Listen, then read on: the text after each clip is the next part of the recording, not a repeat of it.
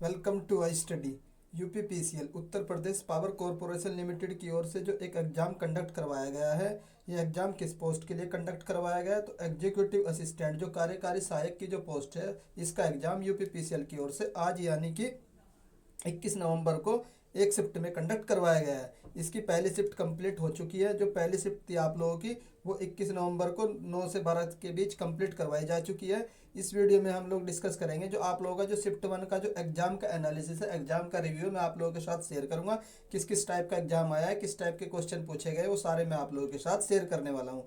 ये मुझे बहुत सारे कैंडिडेट के द्वारा क्वेश्चन भेजे गए हैं, वो सारे क्वेश्चन भी मैं आप लोगों के साथ शेयर करने वाला हूँ। सबसे पहले हम लोग देखेंगे जो जीके का सेक्शन है। बहुत सारे कैंडिडेट पूछते रहते हैं कि सर जीके में क्या पूछा गया, करंट क्या पूछा गया। तो जीके के मुझे 15 क्वेश्चन के आसपास क्वेश्चन मिले हैं, वो सारे मैं आप लोगों के साथ शेयर करने वाला हूँ। तो चलिए हम लोग सबसे पहले जीके के क्वेश्चन देख लेते हैं। पहला क्वेश्चन पूछा गया तो जो लक्षद्वीप जो होता है ना, उसकी आधिकारिक लैंग्वेज पूछी गई थी कि ऑफिशियल लैंग्वेज कौन सी है। तो लक्षद्वीप केरल के पास पड़ता है, तो जो केरल की लैंग्वेज होगी वही लक्षद्वीप की लैंग्वेज होगी। उसके बाद नेक्स्ट क्वेश्चन पूछा गया था उजाला योजना से, पूछा गया था कि उजाला योजना से कुछ भी हो सकता है। तो ये आप लोग मुझे बता सकते हैं कि सर उजाला योजना से इस टाइप का क्वेश्चन पूछा गया था, इसकी फुल फॉर्म पूछी गई थी, या फिर ये पूछा गया था कि ये किस ईयर में लॉन्च की गई थी या किससे रिलेटेड है। दो तीन टाइप से इसका क्वेश्चन बन सकता है, तो आप लोग बता सकते हैं कि ये सर किस तरीके से क्वेश्चन पूछा गया था। उसके बाद नीति आयोग के उपाध्यक्ष पूछे गए थे, तो ये इस समय कौन है, सुमन बेरी है। हो सकता है कि अगली उसमें आप लोगों के सीईओ पूछ ले कि सीईओ कौन है नीति आयोग के, तो वो परमेश्वरन अय्यर है। उसके बाद नेक्स्ट क्वेश्चन पूछा गया था पहले अब एशियन कौन थे जो नोबेल प्राइज जीते थे। तो कौन थे, रविंद्रनाथ टैगोर थे, 1913 में मिला था। और किस किस बुक के मिला था इनको, गीतांजलि के मिला था, और 1913 में मिला था। उसके बाद जो नेक्स्ट क्वेश्चन पूछा गया था जो एक क्वेश्चन पूछा गया था जो लूसी मिशन होता है, ये किस किस स्पेस एजेंसी का मिशन है। तो किसका स्पेस एजेंसी का, नासा का है। तो ये भी क्वेश्चन पूछा गया था। उसके बाद पूछा गया था कि जो हिंदी दिवस है वो कब मनाया जाता है। तो 14 सितंबर को हिंदी दिवस मनाया जाता है। नेक्स्ट क्वेश्चन पूछा गया था जो पहले गवर्नर जनरल पूछा था कि बंगाल के जो पहले गवर्नर थे ये कौन थे। तो ये कौन थे, रॉबर्ट क्लाइव थे। मीन्स हिस्ट्री से क्वेश्चन आ रहा है, ये मॉडर्न हिस्ट्री का क्वेश्चन है। नेक्स्ट हो सकता है कि पूछ ले कि इंडिया के पहले गवर्नर जनरल कौन थे, तो विलियम बेंटिक होते हैं। तो ये भी आप लोग याद रख सकते हैं। उसके बाद एक क्वेश्चन आप लोगों का जो क्लासिकल डांस होते हैं उससे पूछा गया कि कथक जो डांस होता है ये किस स्टेट का होता है। तो यूपी का होता है, आप लोग जानते ही हैं। उसके बाद जो नेक्स्ट पूछा गया था एक पेट्रोलियम इंस्टीट्यूट है, तो भारत पेट्रोलियम इंस्टीट्यूट कहाँ पर स्थित है, ये देहरादून में, सब लोग जानते हैं। इंपॉर्टेंट क्वेश्चन है, अगली शिफ्ट में पूछ सकता है कि जो फॉरेस्ट रिसर्च एफआरआई है वो कहाँ पर है, तो वो भी देहरादून में है। नेक्स्ट क्वेश्चन पूछा गया था हिस्ट्री, मॉडर्न हिस्ट्री से ही जो क्विट इंडिया मूवमेंट जो था वो किस ईयर में स्टार्ट किया गया था। तो 1942 में बाई गांधी जी, आप लोग को पता ही है, मुंबई से हुआ था, ग्वालियर टैंक से। उसके बाद एक क्वेश्चन पूछा गया था, करंट का क्वेश्चन पूछा गया था, ये मतलब पुराना क्वेश्चन हो चुका है कि जो बिलीव बुक है ये किसकी ऑटोबायोग्राफी है। तो किसकी है, सुरेश रैना की है। और सुरेश रैना को मालदीव सरकार ने अपना आइकन भी, स्पोर्ट आइकन भी डिक्लेयर किया, ये भी आप लोगों को पता होना चाहिए। उसके बाद एक क्वेश्चन पूछा गया था कि नाथुल्ला दर्रा, ये ज्योग्राफी से क्वेश्चन पूछा गया था कि नाथुल्ला जो दर्रा है ये किस स्टेट में पड़ता है। तो सिक्किम में पड़ता है, आप लोग को पता ही है। उसके बाद मैं आप लोग को बता देता हूँ कि आप लोगों को करंट कहाँ से कहाँ तक पढ़नी है, गलती से लिखा गया। तो आप लोग अप्रैल से लेकर के अक्टूबर की करंट अफेयर पढ़ लीजिए। हिस्ट्री में मॉडर्न हिस्ट्री ज़्यादा पढ़ लीजिए। बाकी ज्योग्राफी तो कुछ खास आने रही, आप कर ही लोगे।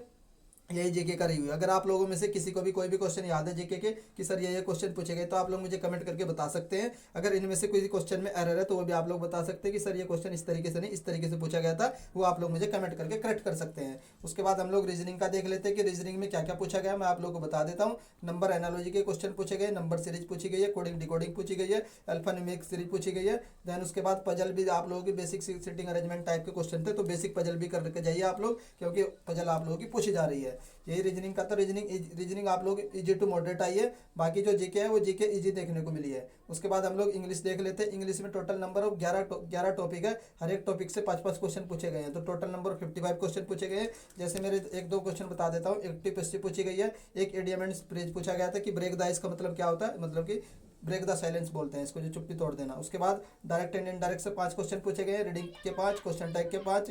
उसके बाद इडियम एंड फ्रेज के 5 क्वेश्चन। तो लगभग टोटल 55 क्वेश्चन पूछे गए, हर एक टॉपिक से 5-5 क्वेश्चन पूछे गए हैं। और टोटल नंबर ऑफ टॉपिक कितने, 11। एंटोनियम भी पूछे गए, सिनोनियम भी पूछे गए। हिंदी का लेवल थोड़ा सा मॉडरेट देखने को मिला है, जो आप लोगों का वोकैबुलरी जो सेक्शन होता है उस पर ज़्यादा फोकस किया गया है। उसके बाद एक दो जो मुझे बताए कैंडिडेट ने, वो भी मैं आप लोगों को बता देता हूँ।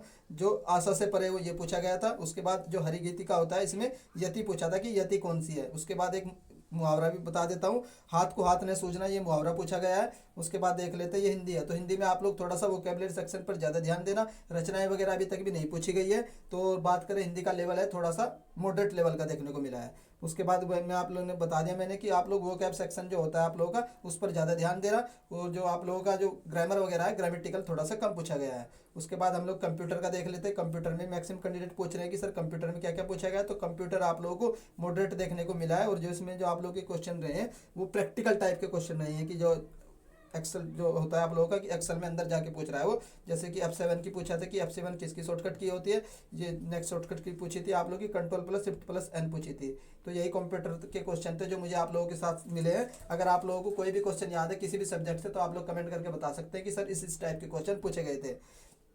उसके बाद मेरी आप लोगों से रिक्वेस्ट रहेगी तो आप लोग ये कंप्यूटर में थोड़ा सा प्रैक्टिकल बेस पढ़िए, और जो हिंदी में थोड़ा वोकैब पढ़िए, और करंट में थोड़ा इजी है अप्रैल के बाद का पढ़ लीजिए, ज़्यादा ध्यान मत देना जीके पे।